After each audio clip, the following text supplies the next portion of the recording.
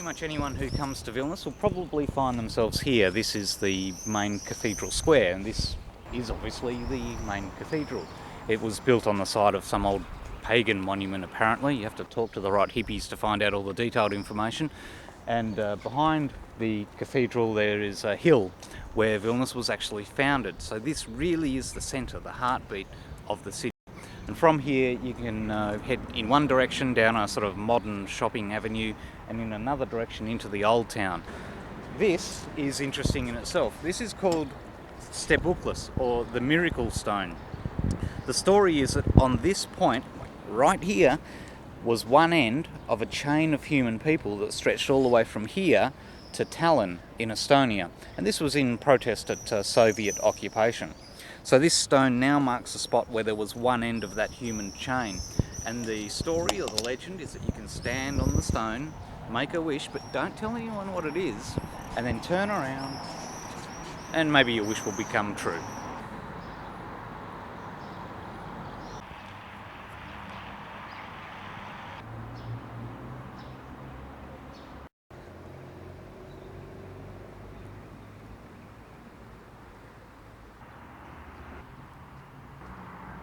In the square here, if you just have a look over here, you'll see there's some red marks, and these actually mark the points where the walls of an old palace used to be.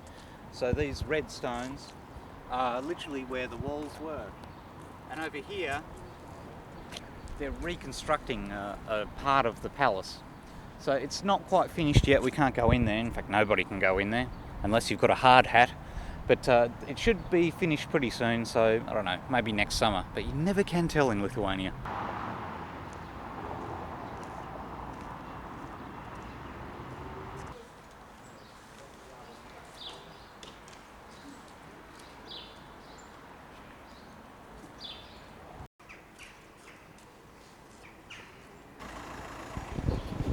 We're on the main, I guess the main tourist street here. It's lots of cafes, lots of restaurants, lots of places to have a nice cup of tea.